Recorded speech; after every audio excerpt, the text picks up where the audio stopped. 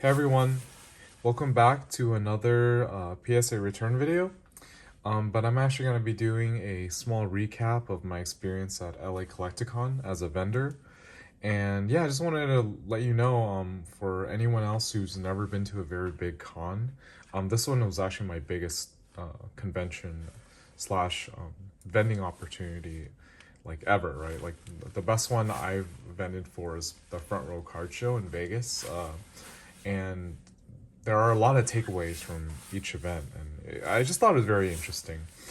I'm gonna just show you some of the deals that I made at Collecticon, the ones that, at least the ones I took pictures of, which were usually the bigger cash deals. And you can see that a lot of them are like, people are just buying a lot. When I think a lot of people say like, oh, local shows, people just kind of buy what they need, buy what they want for their collection. But then for the big cons, people allocate a lot of money, like entire paychecks, like thousands of dollars, to buy things that they can either sell or make more money on top of, or they just buy for their own collection too, right? But what I characterize the big collecticons to be are that there's a lot of vendor to vendor selling and trading. A lot of people are kind of trying to make that 20-30% or even 10 to 15% on everything they have.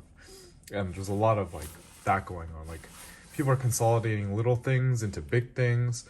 There are a lot of whatnot streamers trying to buy a lot of your products, a lot of singles, a lot of slabs, so they can resell it for more. So it's a lot of what I just saw a lot. But I think my biggest collection buys were like people were taking tons of things out of my binders. I usually bring 2 to 3 binders just full of stuff whenever I go to big card shows, and they got picked clean. Like I still have a lot left, but some of it's like, oh, some things I maybe overpriced, or some things that are very niche, or like English is super popular, right? But sometimes the cards that get left behind are like the Japanese ones, or the non-foil ones, or non-hollow ones. So it's just like very, very interesting. There was one guy who does mystery bags. He probably sells at $50, but he was buying a lot of my slabs that were like $30-40. So I sold out completely of my low end slabs. Like think about anything that's like a PSA 10 or a popular Pokemon, but the slab was maybe 30 to 50, $60. So in that range, everything sold out. It was insane. A lot of people, they flew to Collecticon too, including myself and a lot of other vendors that I know. And yeah, well, I mean, we had a good time. There was a big trade night. I sold off even more stuff during the trade night. And Sunday, like Saturday was good. Sunday was like, people say Sunday is even better for vendors. So I did see that too. Like I did majority of my sales on Sunday. But what was very surprising was that a lot of my higher end stuff got left behind. And it was just like, yeah, it's kind of like, I think the table placement matters a lot for how much you sell and buy. I think it's very easy to buy if you're like near the entrance, but it's very, very hard to buy when you're in the back. But when you're selling, everyone usually makes their way around you, and if you buy the things that like generate a lot of traffic, like Jason Paging or any of the other panels, then you get even more. Business. But yeah, I just want to show off some of the things I bought, some of the things that I'm keeping for my collection and or selling in the near future, because I have a lot of card shows coming up. So this is what I have. This is what I bought. A lot of what I bought and I didn't sell. Like the price stickers are here because I generally like to buy, and if I know it's a quick mover, I try to sell it immediately. So just so I can get more that cash back and have more in my coffers, kind of, for buying out whatever might come. I did even get offered a whole sealed Luigi box, right? But I'm not into that sealed stuff right now because sometimes it could be fake. Sometimes like I just don't know not that much about it to keep all that sealed stuff. So I didn't want to spend so much cash too. So I got offered on those, but I did pass on them. I still prefer single slabs. And I actually brought a lot of my graded cards, and they were doing really well too. A lot of people like the $10 ones.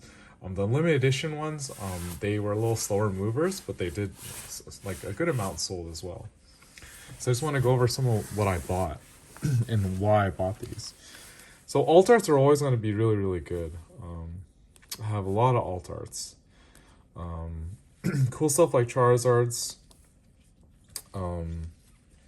This is what I try to buy. If you didn't know, Gardevoir, everyone really, really likes this whole line of illustration rares. Everyone always asks for the Ralts and Kirlia too. This Mew is picking up some steam as well. I got an Origin from Palkia. A lot of it's like the ones I didn't price mark is what I got later in the show and I didn't have time to put out.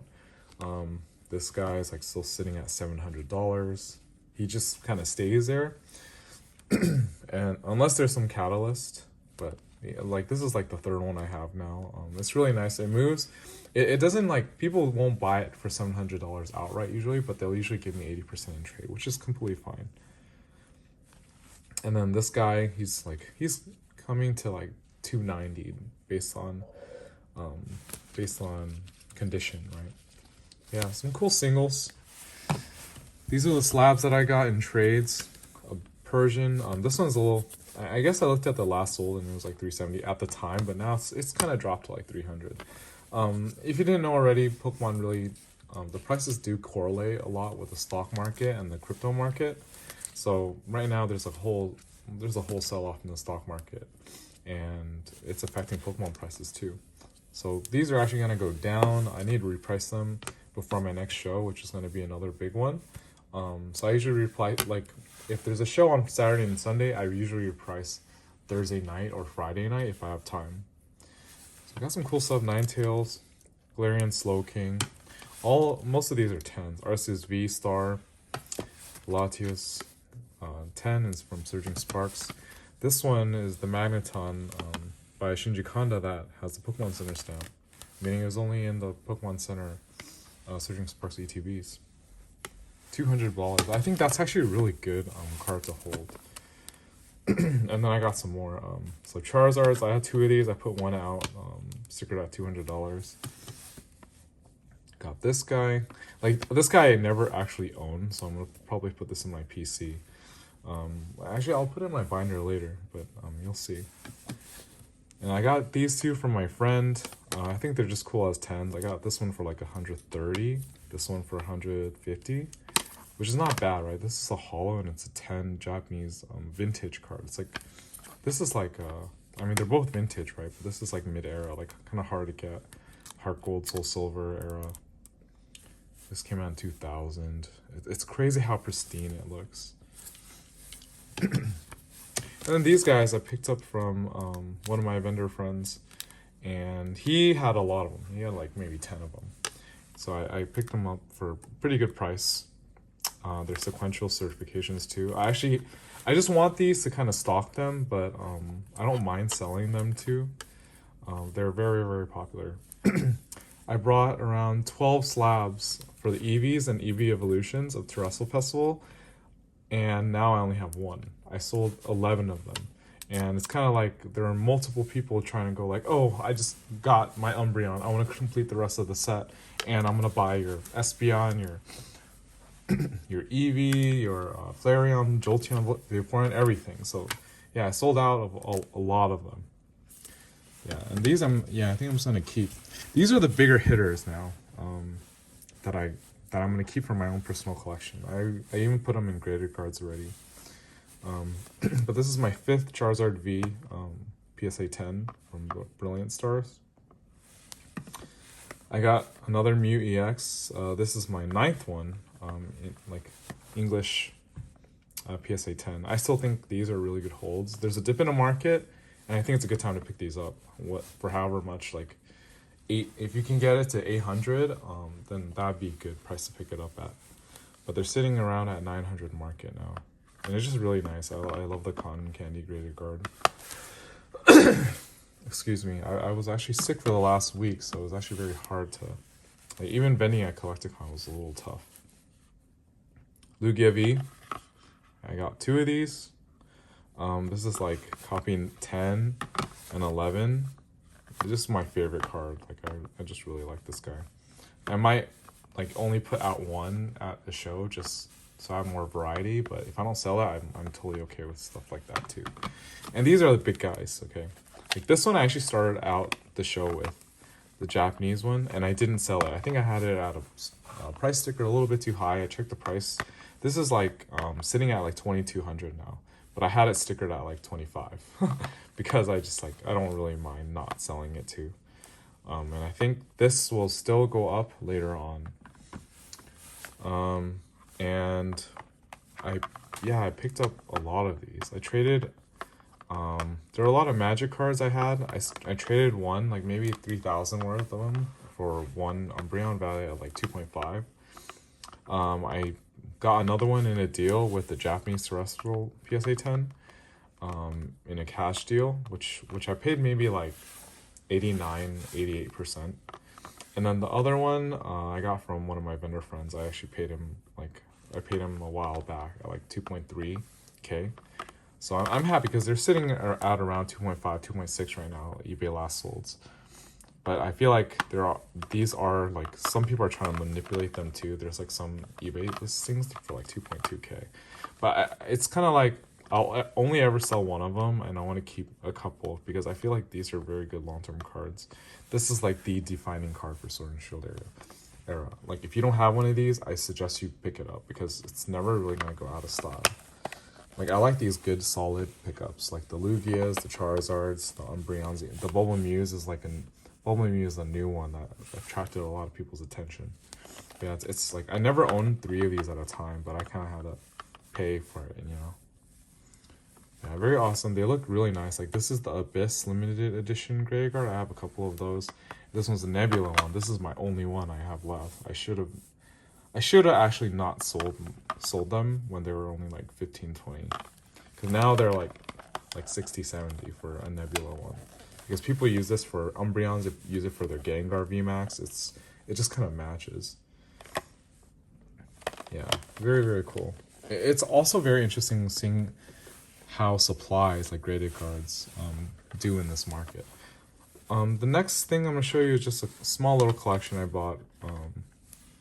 Very, very cool. Like, this is my first time actually owning this Espeon. I'm probably gonna have it out because I have some that are coming back from grading. So I'm not holding on to any of these. I'll probably resell them. Got this Latios. This kind of goes nice with the Latios from Surging Sparks, except the yellow borders. I don't know why they changed it all, but this is like one of the cooler cards. And these two are 9s, but I mean, still pretty cool.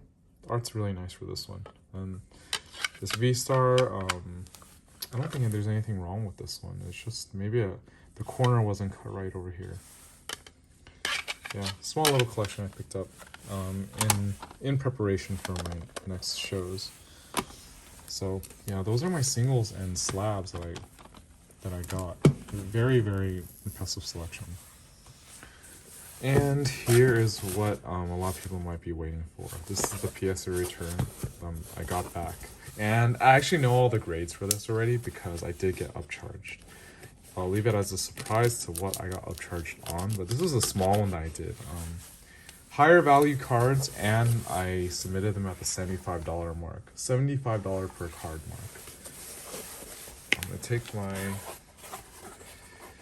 little paper out. And then, yeah, here it is. I wish I got this in time for Collecticon, but unfortunately I didn't. So let's open this up.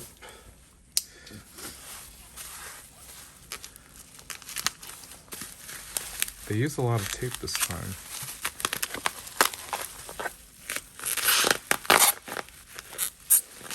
I didn't have my box cutter, so I'm using this folding knife that I had for a while. Oh, so wow, okay. Also, at the $75 mark, they actually put sleeves on it. Sleeves on each one. Very, very cool. And yeah, they're all sequential right now too. Okay, let's go with the first card.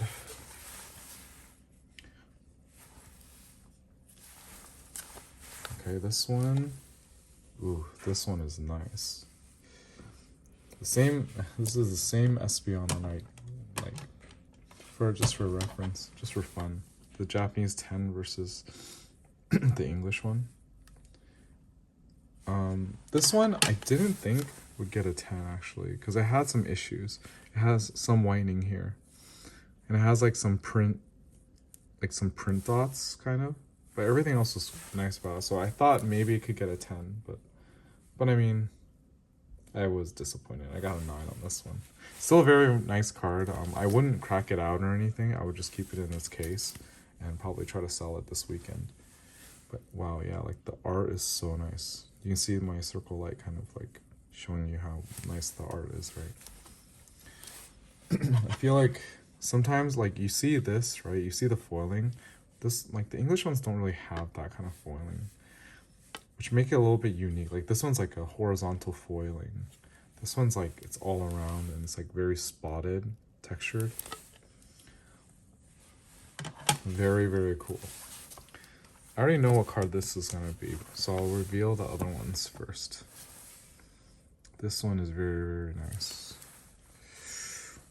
The Vaporeon EX. So it kind of matches with this guy. I got this from someone who sold it to me, and they opened a pack or something, and then they immediately sleeved it, and then they sold it like at its high, which is right now, right? Let's see what I got. Yeah, I got a 10. This is a big card. This is I think the regular price for this is like $300, but 10 is like, I saw as much as 1.4 last week. 1.4K. I think it maybe dropped to like 1,000, but it's still like, it's still really nice to have. And I hope I can sell it today before all the mass reprinting and the mass grading of these. Right now, the prismatic evolutions, if you open something good and it's gradable, like you need to sell it immediately, or you grade it in the highest tier where you get it back in 10 days and then sell it that way if you get can get the 10, because like these prices won't hold. Yeah, but I'm very happy about this one.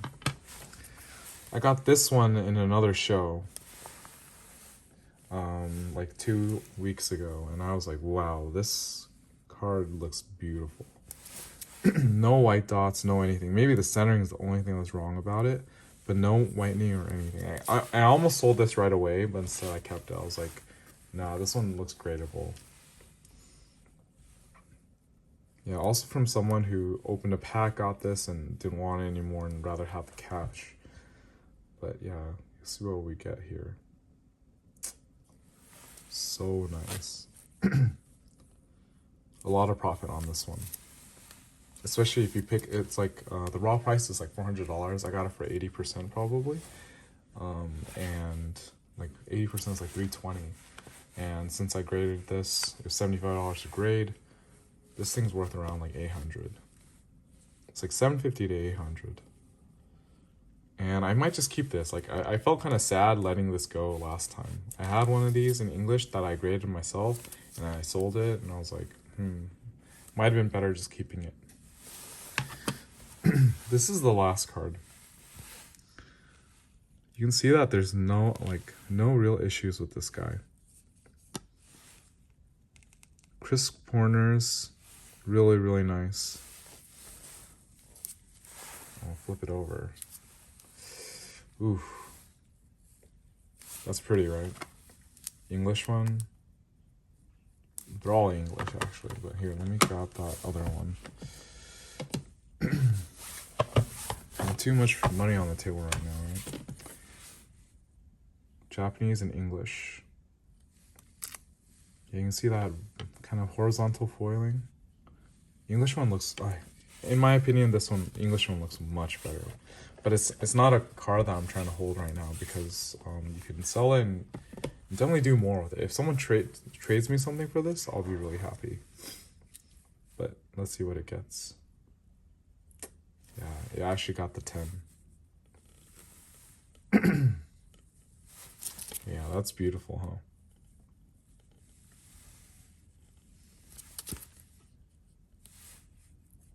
Yeah, This is worth $3,000 or more actually right now. There's a very limited supply of them because not everyone's like everyone hasn't graded this yet, so there's a lot less in rotation. But I'm probably gonna try to sell this really fast. This is one of the coolest cards I've definitely gotten, but I know the price won't hold, and I don't want to hold on to this when it becomes like $1,000 card. But yeah, it's still really beautiful. I just wish I had it for Collecticon. I missed it by one day. Like the delivery date was like, they delivered it during the weekend. Yeah, so cool, right? You see this? These are the biggest cards, and I think this is the biggest card from Scarlet and Violet now. And it kind of like eclipses the Mew a bit. It just, everyone loves Umbreon, and it's so cool because they're both looking in the same direction. But yeah, like I think this is a good long-term hold. This one, we don't know yet, right? Because Prismatic is going to be printed at death because Pokemon wants to satisfy demand, and they also want to make a ton of money. Like they're printing money with Prismatic evolutions. Yeah, this is like so neat. Yeah, I was just like admiring the art a little bit. But yeah, this is a really good return. Out of 4 big cards, I only got 1 9, and it happened to be this Espeon EX. Yeah, it's like 3,000. This is like 800. This is like 1,000, and this is like maybe 300 to 400. Really cool return. And yeah, it's like I just want to spread it out and like look at all of the big ones. Like, this should be my thumbnail. Just like English Umbreons and then Japanese Umbreons, all in 10s. From what I like acquired this weekend. I mean, this one I actually had and I took it out just for Collecticon, but it didn't sell. But these guys are all newer. And yeah, they're probably gonna stay in my collection for a bit, and I might, like, I'll only ever sell one at a time probably at a show just to have variety. Yeah, what do you think of this return?